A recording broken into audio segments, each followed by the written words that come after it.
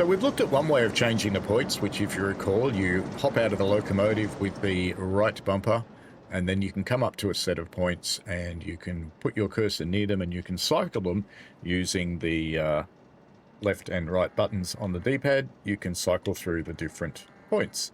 So left or right, depending on which way you want to go, basically.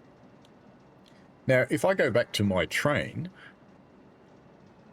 I'm just going to press the left bumper and go back there again.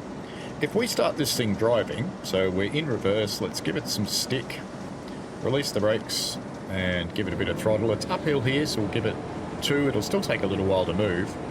In the direction that you're facing, you can actually use the left and right D-pad in the same way for the next set of points that you're going to come across in the direction that you are traveling. All right, so that applies whether you're out here or even if you've hopped into cabs. You can see I'm in the cab here. I zoomed in till I got here. I can still use the left and right bumpers.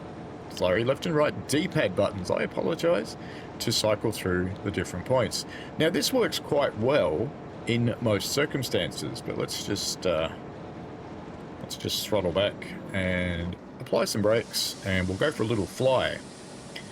And I'll have to go outside first, and I'll detach from my locomotive with the left bumper after zooming out to go outside. Now there's circumstances where that can get quite tricky if you're trying to control them from inside the train, and that's where there's several points close together or a couple of points close together. So if you were trying to travel here from left to right, you can see there's 2 sets of points and they're almost overlapping, and by the time you've gotten to the first set and you've gotten onto those so that that selector's not going to select that set anymore, it's going to move on to select the next set, you're so close to the next set that you've probably locked them, because the game will only let you change points if there's no rolling stock on top of them, and its definition of on top is close to. So what do you do in that case? Well, you can put your cursor on them, and you can change your points however you like. So it's changing that one, and if I come up to this one, it will change this one. See, even with my cursor, you notice my cursor was actually... So if my cursor's on top of these points, it's changing these ones, but I don't have to go very far, and it's going to change those ones. So, yeah, my cursor's still on those points, but it knows I want the next ones because I'm beyond the threshold for these points. So it might take a little bit of mucking around here and there to get that right, but it's easy enough once you get used to it.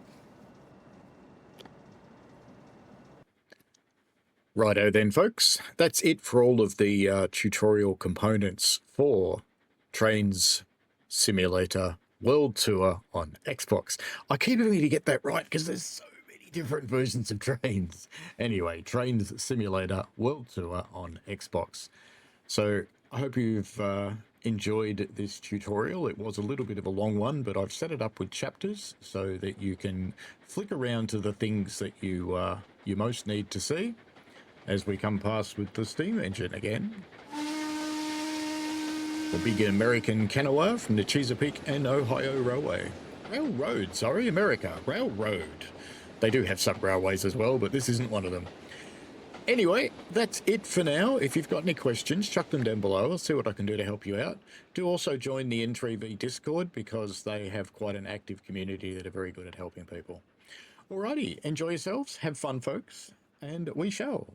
See you later. Enjoy the game. Enjoy this new train simulator that's now out on Xbox. Bye.